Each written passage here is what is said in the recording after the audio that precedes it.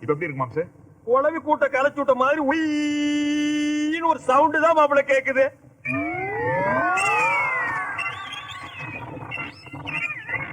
ஐயோ ஐயோ போச்சு போச்சு. அரைகுறையா கேட்டுட்டு இருந்தது. காய்ச்சல் எண்ணெய் ஊத்து சுத்தமா குழப்பிட்டா. காலையில கேட்டது இப்ப கேட்க மாட்டேங்குது. ஐயா ஐயா மாப்பிள்ள, இது உனக்கே நல்லா இருக்கா? நான் பாட்டுக்கு டென்ட் கோட்டாயில டிக்கெட் கிழிச்சிட்டு இருந்தேன். என்ன கூட்டிட்டு வந்து காது ஜவ பிச்சை எடுத்துட்டீங்களே. இத்தனை வயசுக்கு அப்புறம் நான் காது கேட்காம ஊருக்குள்ள அலைஞ்சா என்ன நினைப்பாருங்க மாப்பிள்ள. மாப்பிள்ள நல்லா காது கேட்கறேன்னு ரோட கிராஸ் பண்ண முடியல. நான் இந்த காதோட ரோட கிராஸ் பண்ணா எவனாவது லாரிக்கார அடிக்கத்தான் போறேன். நான் அனாதை போனமா சாகத்தான் போறேன். ஐயோ ஐயோ ஐயோ, எனக்கு இன்னும் கல்யாணம் கூட ஆகலையே. இந்த சேரி ஊருக்குள்ள தெரிஞ்சா செவிட்டு மாப்பிளைக்கு எவன்டா பொண்ணு கொடுப்பான்? மாம்ஸ், நான் உனக்கு கல்யாணம் பண்ணி வைக்கிறேன் மாம்ஸ். நல்ல பொண்ணா பார்த்து நான் உனக்கு கல்யாணம் பண்ணி வைக்கிறாங்க. அட இப்ப கேக்குறியா மாம்ஸ்? உனக்கு காதெல்லாம் நல்லா தான் கேக்குது. நான் தான் சவுண்ட கட் பண்ணிட்டு வாயை மட்டும் அடிச்சேன். சும்மா ஒரு விளையாடுத்தேன். விளையாண்டியா? ஏயா நீ விளையாடுறேன் காது என்ன பிளே கிரவுண்டா? யோ விஷயம் எவ்வளவு பெரிய சீரியஸா போயிட்டு இருக்குது. கொஞ்சம் கூட விவரம் இல்லாம ரெண்டு பேரும் விளையாடுறீங்களே. ஏன் உன் காது எவனாவது கிழிச்சிட்டானா?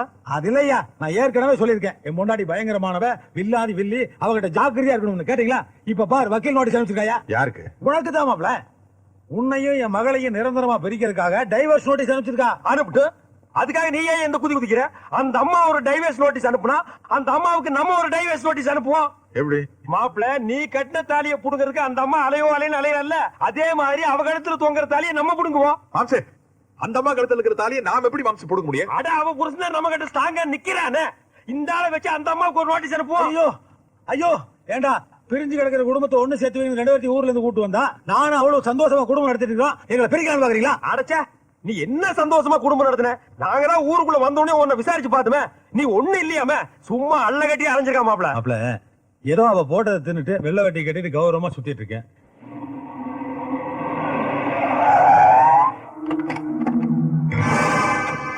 சார் கோர்ட்டுக்கு போறதுக்குள்ள கொஞ்சம் உங்ககிட்ட தனியா பேசணும்னு ராஜலட்சுமி அம்மா சொன்னாங்க.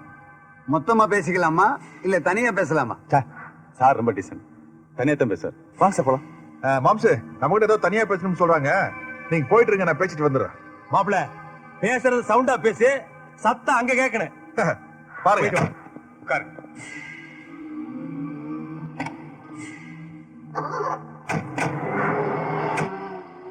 என்னது ஏதோ பிரச்சனை பேசணும் கூட்டு வந்து இப்படி சைலண்டா இருந்தா என்னதா? ஆனா கோர்ட்டுக்கு போன லேட் ஆகுது. பிரச்சனையை கோர்ட்டுக்கு போயும் பேசலாம், இந்த காருக்குள்ள உட்காந்தும் பேசலாம்.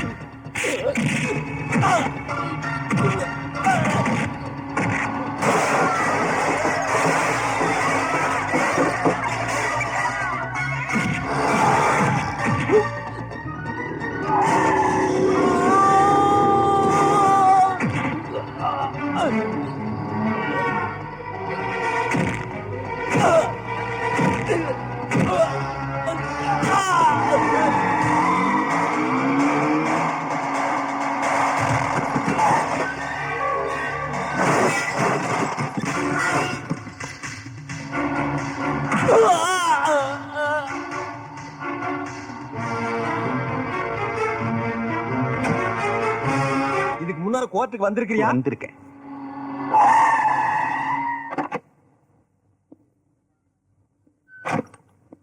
மாப்பிள என்ன போகும்போது கார் வயசு புள்ள மாதிரி இருந்தது இப்ப கிளவி மாதிரி ஆகி போச்சா? எல்லாம் மாமியார் காரியோட சரி வேலை தான். எப்படியாச்சும் கோர்ட்டுக்கு வரவிடாம பண்ணணும்னு பார்த்துட்டு தட்டி எரிஞ்சிட்டு வந்தாச்சு. ஆமா ஒண்ணு லேட் ஆயிரல. இல்ல கரெக்ட் டைம் தான். வந்தாச்சு வந்தாச்சு, உங்க ஆள் வந்தாச்சு.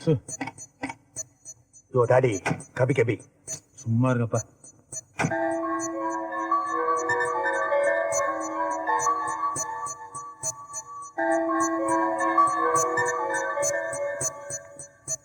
பிரியா பிரியா சொல்றது கேளு. இப்ப ஒரு நிமிஷம் என்ன பிரியா பிரியா எதா இருந்தாலும் வீட்டுல வச்சு பேசிக்கலாம். இது பாரு, நான் போட்ட வேஷமெல்லாம் போயிட்டேன். ஆனா உன் கூட சேர்ந்து வாழணும்னு ஆசைப்பட்டேன் பாரு, அது உண்மை. நான் உன்னை ஏமாத்திருந்துக்கா நீ எனக்கு என்ன தண்டனை வேணாலும் கொடு. அதுக்காக குடும்ப பிரச்சனையை கோர்ட்டு கொண்டு வந்துடாத. ப்ளீஸ் வா போலாம். நீ இந்த கெஞ்சினியே உன்னை கொஞ்சமாவது மதிச்சாலாவா? அங்க பாரு, ஆத்தாடு மகளும் ஜோடி போட்டு போறது. கோர்ட்டுக்கு போற மாதிரியே போறாளுங்க. ஏதோ ஜவுளி கைக்குள்ள போற மாதிரி போறாளுங்க. அவதான் ஆத்தா பேச்ச கேட்டு கோர்ட்டு படியை மிதிச்சுட்டா. இனி கூண்டு மேல ஏறி நின்னு உன் கூட வாழ மாட்டேன்னு சொல்ல போறா. அதை கேட்டுட்டு நீ வர போறியா? இந்த பார், அவ அப்படி சொன்னான்னு வையி, அந்த நிமிஷமே அந்த இடத்திலேயே அவ கூட வாழ எனக்கு இஷ்டம் இல்லைன்னு நீயே சொல்லி போடணும். ஒரு அவ்வளவு திமிர் இருக்கும்போது, நீ ஆம்பளை சிங்கையா, உனக்கு எவ்வளவு தில்லு இருக்குன்னு. முதல்ல அவளை பார்த்தா பொம்பளை மாதிரியா இருக்கு. ஜவுளி கடை பொம்மை மாதிரி இருக்கா. ஆள் சேகப்பு தோலா இருக்கான்னு நினைச்சு ஏமாத்துறாத. எல்லாம் ஜில்பி வேலை காட்டி ஏமாத்துறாளுங்க. இந்த மாதிரி மாப்பிள, நம்ம குடும்பத்துல சம்பந்தம் பண்றதுக்கு அவன் கீவுல நிக்கிறா. நீ என்னமோ போய் அவளை தாங்கிட்டு நிக்கிறியா? இப்ப நீ ஏன்னு சொல்லியா? இதை விட சூப்பர் பிகர் 100 கொண்டு வந்து நிப்பாட்டுறேன். இல்ல அந்த பொம்மையோட தான் நீ குடும்பம் நடத்துவேன்னு சொல்லு. எத்தனை ஜவுளி கடை ஏறி இறங்கினாலும் பரவாயில்ல, அத்தனை பொம்மைகள் கொண்டு வந்து வரிசையா நிறுத்துற. அதோட குடும்பம் நடத்திக்க.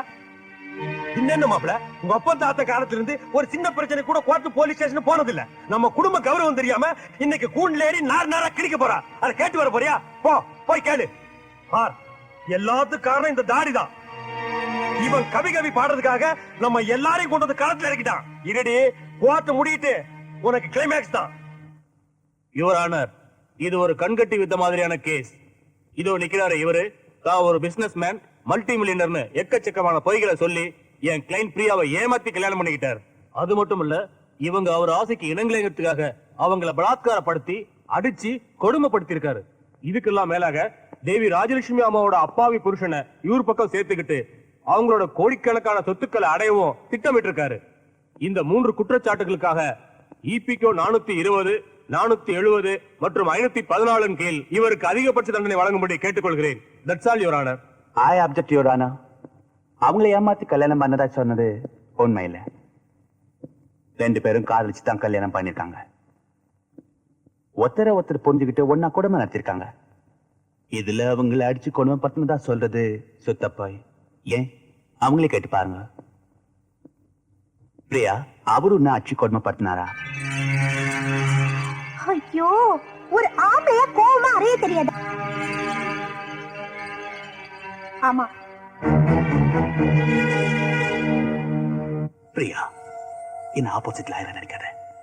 உன் ஃபேமிலி மெம்பரை நினைச்சுக்கிட்டு சத்தியமா சொல்ல, அந்த ஆள் உன்னை அடிச்சு கொடுமைப்படுத்தினாரா?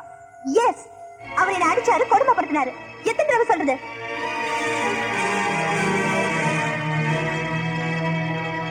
No more questions, Your Honor. இந்த வழக்கு வரும் 18ஆம் தேதிக்கு ஒத்திவைக்கப்படுகிறது. சாரி, பிரியா லவ்லி அடிக்க சொன்னது எனக்கு தெரியாது. என்ன தெரியாது? மாப்பிள, அந்த அம்மா கிட்ட இவன் பொட்டி வாங்கிட்டான். இவன் பேசல, பொட்டி பேசுது. இவன் வாழ்க்கை நல்லா இருக்குங்கிறதுக்காக இவன் பொண்டாட்டி கையில பொட்டியை கொடுத்து அனுப்புனேன். நம்ம பொட்டியை கட்ட ஆரம்பிச்சா இவன் மூஞ்சியா இது பாரு, கண்ணு குடிச்சு நாய் மாதிரி உட்கார்ந்துருக்கான். இவன் என்ன வக்கீலே? இவன் மூஞ்சி இப்படி, ஓ மாமனார் மூஞ்சி அப்படி, ஓ மாமியார் மூஞ்சி எப்படி? அந்த குடும்பம் விளங்குமா? இந்த பாரு மாப்பிள, நம்ம வாழ்க்கையை நம்ம தான் காப்பாத்திக்கணும். நான் பேசுறேன், இல்ல நீ பேசு. நான் பேசுறேன், நீ பேச.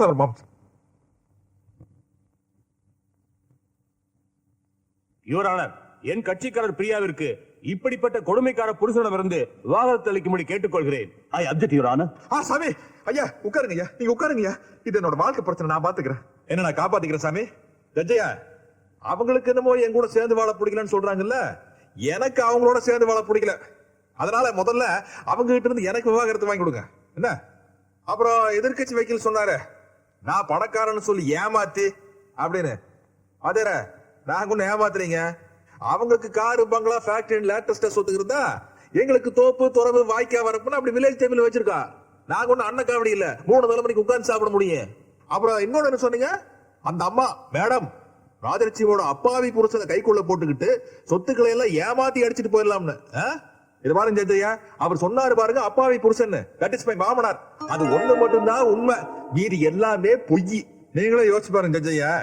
பெத்த அப்பனே வந்து இந்த மாதிரி சொந்தம் விட்டு போக கூடாது, அதனால நீ வந்து என் பொண்ணை பார்த்து பேசி பழகி ஒரு டைப்பா கரெக்ட் பண்ணி செட் பண்ணி லெவல் பண்ணிக்கப்பா அப்படின்னு சொல்றாரு. அப்புறம் அவரே எனக்கு அட்வைஸ் வேற கொடுக்காரு. ஆனா வேட்டி கட்டி காட்டா மாதிரி வராருப்பா, அது பட்டணத்துக்கு உனக்கு திரும்பி கூட பார்க்காது, ஒரு பேண்ட் கட் போட்டு அப்படி ஸ்டைல வந்தா தான் சரிப்பட்டு வர அப்படிங்கிறாரு.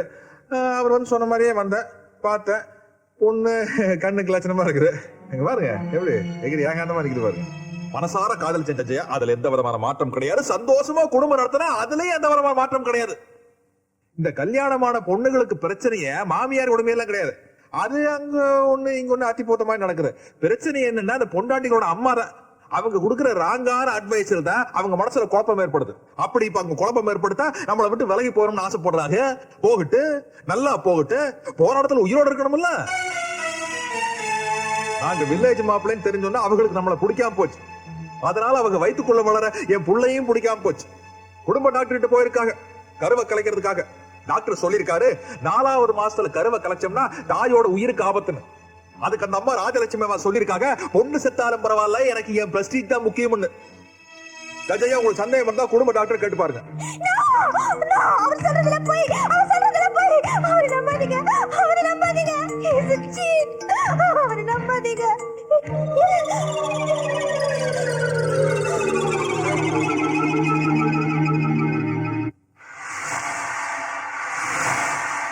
அவர் சொல்றதெல்லாம் உண்மைதானுங்க.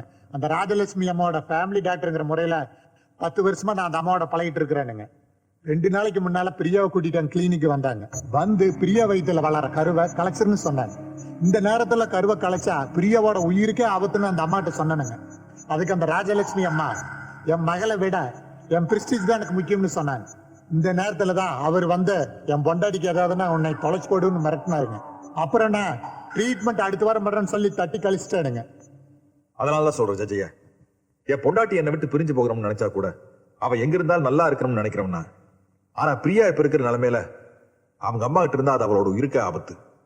அதனால குழந்தை பிறக்க வரைக்கும் அவ என்னோட கவனிப்புலயும் அவங்க அப்பாவோட பாதுகாப்புல இருக்கணுங்கிறத என்னோட கோரிக்கை. அதுக்காக எத்தனை லட்சம் ரூபாய் ஜாமீன் தொகை கட்ட சொன்னாலும் நான் கட்ட தயாரா இருக்கேன். குழந்தை பிறந்ததுக்கு அப்புறம் அந்த குழந்தை எங்கிட்ட விட்டு போனாங்கன்னா அதை என்னோட வாரிசா எடுத்து வளர்த்துக்கிறேன். இல்ல அவங்க கிட்ட தான் குழந்தை வளரணும்னு ஆசைப்பட்டாங்கன்னா நான் சந்தோஷமா அனுப்பி வைக்கிறேன். இதுவரை நடந்த வாதங்களை மனதில் கொண்டு கருத்து வேறுபாடுடைய தம்பதிகள் ஒன்று சேர ஒரு வாய்ப்பாக இதனை கருதி குழந்தை பெறும் காலம் வரை திருமதி பிரியா அவர்கள் தந்தையுடைய பாதுகாப்பிலும் கணவனுடைய பராமரிப்பிலும் இருக்க வேண்டும் என கூறி தீர்ப்பளிக்கிறேன்.